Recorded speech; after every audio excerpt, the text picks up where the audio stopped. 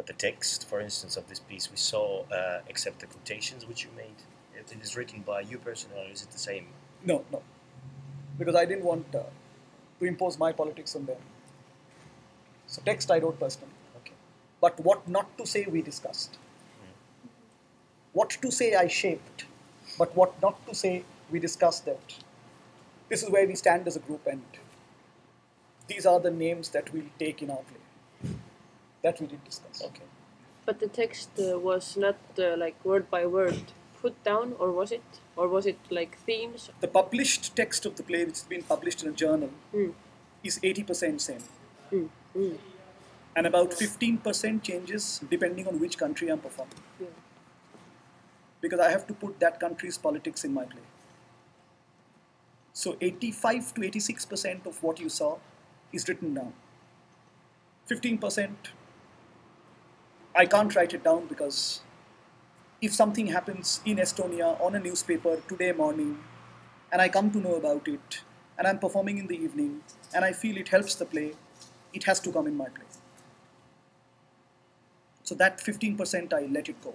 So what was the Estonian politics? No, there's no Estonian politics here as such.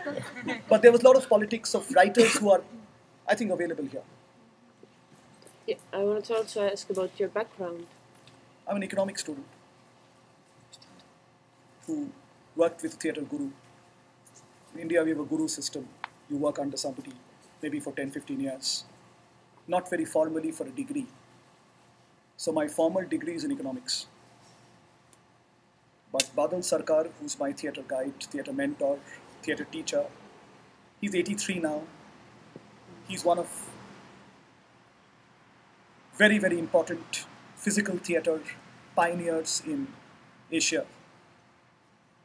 And one of the persons, very, very early persons, with whom Grotowski collaborated. So much before Grotowski was writing towards poor theatre in Poland, even before that, one of his most important multicultural encounters was with my guru.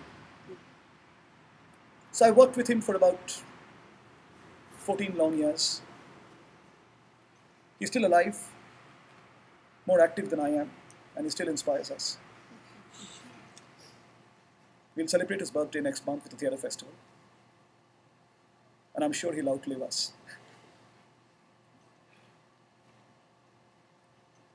Because there was Yep. so many like classical theatre texts quoted.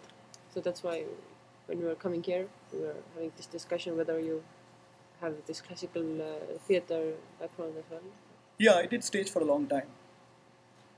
After which, some questions came regarding the stage. Audience sits in auditorium according to their ability to pay. So if you pay more, you're near at the stage. If you pay less, you're behind. When you enter the auditorium, lights dim in a dimmer board and the new lights come out. So you're expected to perform an illusion. Sometimes the proscenium walls and the way stage is treated gives the performance a sense of direction. Sometimes just physical theatre. It could be action theatre, it could be contact improv, it could be a theatre using Pilates, it could be just theatre using classical style, be it an Indian classical or music of Bela Bartok. In either of these cases, I felt at a point of time in the evening when you can download in BitTorrent and Hollywood Film, have a popcorn and seat in your house far more comfortably than going all the way to watch a performance. The strength of theatre is rediscovering the magic of one space in 20 different ways. And if an audience sees the play 5 times, in the same auditorium, he sees 5 different ways of looking at a space, which is probably what cinema, at this point of time, with its grammar, cannot do. A jail is a jail, a reformatory is a reformatory, a mountain is a mountain. But there's so many ways to paint a mountain without the whole idea of people sitting on seats and watching a raised platform called stage, or sitting in an amphitheater and watching a dipped platform called stage. So this elasticity of space interests me a lot. Also because maybe I'm lucky enough or fortunate enough for the last 10 years to work with a lot of painters and sculptors who are not set designers, and a lot of painters and sculptors who are not theater light designers but take interest in lighting. So they've done some crazy stuff with a space and say, now react with your text. So we give a text. She's a light designer, she's a painter. We give the text to her. She installs the piece, then challenges us and say, now do this. Rather than we read the text and then call her and say, please light up the play. So those guys have really challenged our grammar, especially sculptors. They have such a lovely way of looking at space. So they've been great teachers, painters, sculptors, installation artists. In fact, far bigger influence than theater people.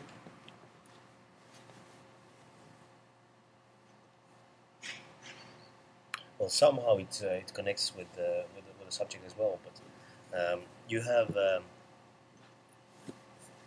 lot of people. You know, you just mentioned us the measures of your country, the country you're coming from, India.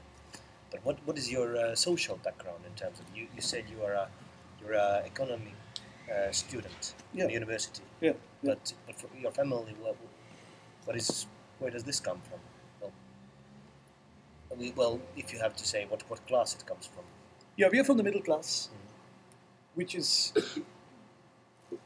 not the rich elite, but not very poor either. And that's the biggest part of Indian educated majority, the middle class. My parents are publishers, so on one good and the bad part is I grew up with books, mostly ones I didn't understand. So, and then economics confused it even more. And then when you have nowhere to go, the only profession for people nowhere to go is theater. So when we had nowhere to go, theater gave us a lot of umbrella and said, thank you, come over. Just join the Republic of Confused People, come. Theater took us in. All failed economists end up becoming theatrical. Like, for instance. Well, you also, but Yeah, of course. who else? I mean, failed chemists, failed physicists. Okay. We have no other way to showcase our failure. So we make this stream of consciousness monologue and blame it on theater.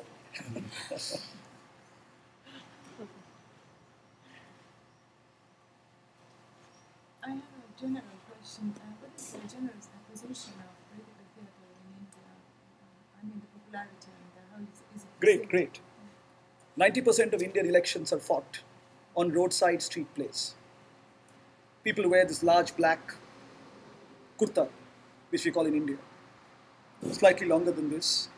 Always black. Strangely, because we think it's color of protest. Up to here. With a red dupatta, the red cloth slung around the neck. That cloth becomes river, boat, sun, moon, everything. They sing about 9 songs.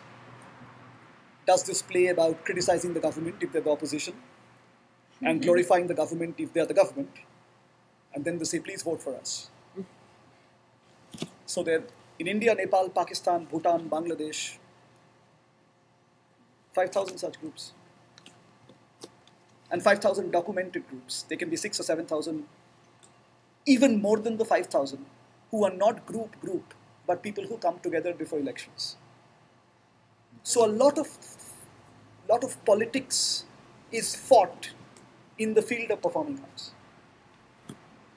Does the government sometimes try to react to? Absolutely. It has a huge problem with a lot of theatre, including my theatre.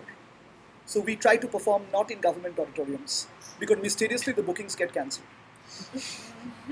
So 2 days before the show, we get this call saying, there's an important government meeting. We've rescheduled your performance for next month. So what we do now is we book 2 halls. The government